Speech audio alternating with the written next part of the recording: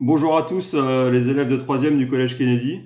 Alors, ce que je vous propose aujourd'hui, c'est de reprendre en fait le TP que je vous ai envoyé la semaine dernière, crime au Collège Kennedy, en vous montrant les expériences qu'on aura dû réaliser en classe, afin en fait que vous puissiez refaire sur une feuille simple toutes les étapes, donc de l'étape 1 jusqu'à l'étape 6 de la démarche scientifique.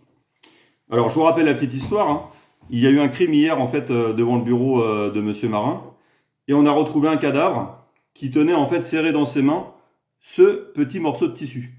Morceau de tissu qu'il a en fait arraché à son agresseur pendant la bagarre. Ici, on voit des taches, hein. Eh bien, la police scientifique a mesuré le pH du liquide qui se trouvait sur ce tissu. Et elle a trouvé, comme je vous l'indiquais dans le TP, un pH de 14. Donc en fait, en retrouvant le liquide qui a un pH de 14, on pourra retrouver le coupable. Alors on a en fait 5 suspects. Le premier suspect, c'est Edith. Edith, donc, qui a utilisé en faisant le ménage de l'eau de Javel, que voici.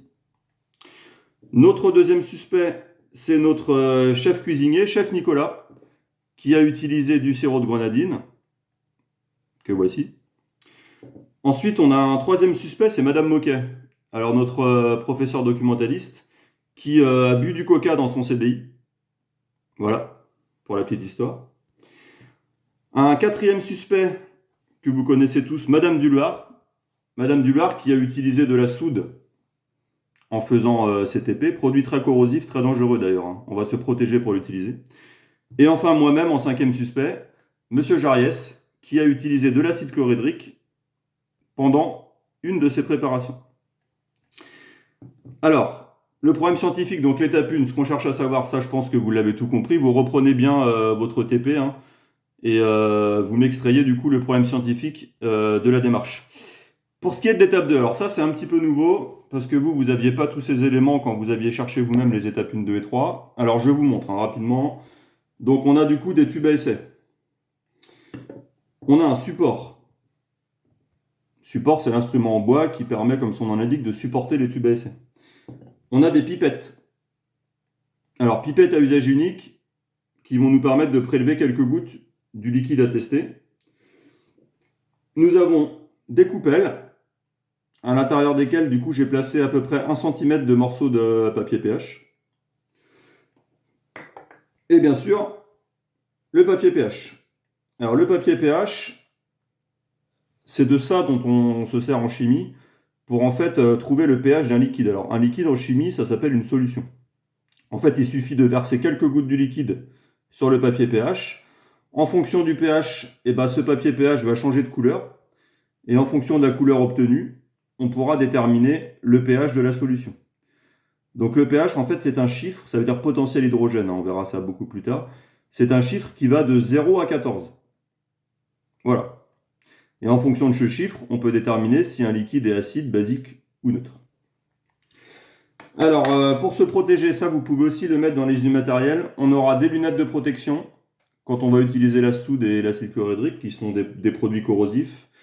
Et on aura également une blouse que vous auriez tous dû porter, ainsi que des gants qu'on portera quand on utilisera et quand on mettra sur le papier pH les deux produits corrosifs, que sont la soude et l'acide chlorhydrique. Donc ça, c'est pour l'étape 2, hein, la liste du matériel. Alors, ce que je vous propose tout de suite, c'est de faire les expériences. Je ne vais pas vous donner le résultat, je vais faire l'expérience devant vous. Je vais vous montrer à la caméra ce qu'on obtient. Et ça va vous permettre de faire votre étape 5. Alors, bien sûr, de reschématiser votre étape 3. Étape 3, un schéma légendaire des expériences et phrases. Et ensuite, de faire votre étape 5, la phase d'observation, grâce aux différentes vues que je vais vous proposer. Allez, on y va. On va commencer donc à mesurer le pH de l'eau de Javel qui a été utilisée par Edith. Alors, je suis désolé pour la qualité de la vidéo, hein. Donc, à l'aide d'une pipette, je prélève l'eau de Javel et je vais déposer quelques gouttes d'eau de Javel sur le morceau de papier pH. J'attends un petit peu que la réaction se fasse. Alors, je vous montre le résultat. Et du coup, vous allez essayer de déterminer, grâce à la couleur prise par le papier pH, le pH de l'eau de Javel. Ça va être approximatif, hein, parce que à la caméra, on ne voit pas très bien. Voilà.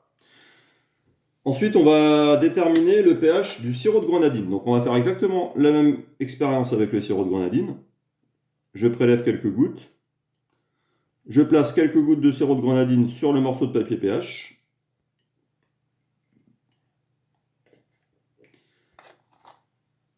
Et grâce à l'échelle de couleur, vous pouvez vous-même déterminer le pH du sirop de grenadine.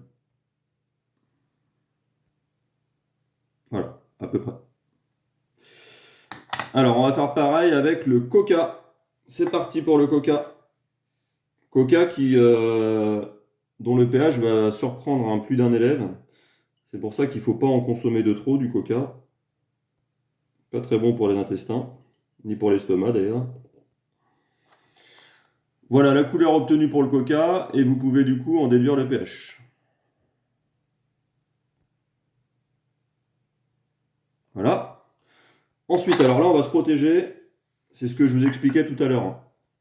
Quand on utilise de la soude ou de l'acide chlorhydrique, alors vous ferez exactement pareil quand vous reviendrez en classe, parce que ça, on va l'utiliser à plusieurs reprises.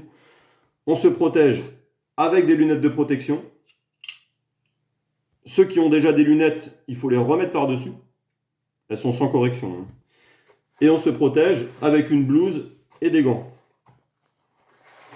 Parce que vu que ce sont deux solutions, deux produits très corrosifs, il ne faut surtout pas que ça rentre en contact avec vos yeux, ni avec votre peau d'ailleurs, ni avec vos vêtements. Voilà. Une fois que je me suis bien protégé, en plus les gants ça protège du coronavirus, donc c'est parfait. On va tester du coup le pH de la solution de soude, donc utilisée par Madame Duluard. On y va. Je mets quelques gouttes de soude sur le morceau de papier pH. Je ferme le récipient contenant la soude, comme ça je suis protégé. Et je vous montre le résultat obtenu. Voilà. Et enfin, on va tester l'acide chlorhydrique qui était utilisé par Monsieur Jariès, donc par moi-même.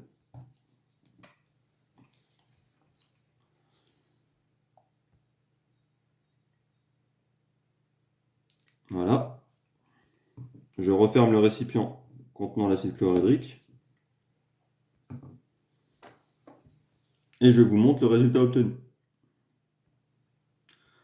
Alors il y en a certains qui vont trouver cette expérience approximative parce que vous ne voyez pas forcément très bien la couleur obtenue au niveau du papier pH et surtout l'échelle de pH. Bon, j'essaye de zoomer au maximum, mais c'est vrai que peut-être les chiffres vous apparaissent flous. Alors je répète, le pH c'est un chiffre qui va de 0, alors là on n'a pas le 0, parce que 0 c'est trop acide, mais ici vous avez un pH qui va de 1 jusqu'à 14. Alors je pense que tout le monde a compris comment vous allez trouver le coupable de ce crime. Alors maintenant il vous suffit de rédiger, une fois que vous aurez fini votre étape 3, l'étape 5, les observations, et l'étape 6, la conclusion. Et du coup, vous allez rédiger tout ça sur une feuille simple. Vous recommencez depuis le début, parce que là, vous avez tous les éléments en main, de l'étape 1 jusqu'à l'étape 6. Vous faites ça sur une feuille simple. La feuille simple, quand vous avez terminé, vous la glissez sans la coller dans votre cahier, parce qu'en fait, ça viendra après ce qu'on avait fait en dernier en chimie. Donc, il ne faut pas le coller directement à la suite. On le collera ensemble. De toute façon, vous referez les expériences en classe, et on le collera ensemble au bon endroit. La semaine prochaine, enfin plutôt après les vacances, je vous enverrai la correction du TP de l'étape 1 jusqu'à l'étape 6, le cours sur le pH et un exercice sur le pH à réaliser. Voilà, alors pour enlever les gants, on fait comme ça. On les prend aux extrémités. Pourquoi on fait ça? Tout simplement, s'il vous reste un petit peu d'acide au-dessous d'ici, il ne faut surtout pas les tirer comme ça, avec votre main à découvert. Donc on les prend à la base, comme ça, on tire. Voilà, comme ça on est sûr de ne pas s'en mettre sur les mains. C'est à usage unique, alors ça fait du gaspillage, on les jette ensuite à la poubelle. Eh bien, je vous souhaite bon courage à tous, j'espère que cette petite expérience vous a plu. Travaillez bien et surtout, bon courage et bon confinement. Merci à vous, à très bientôt.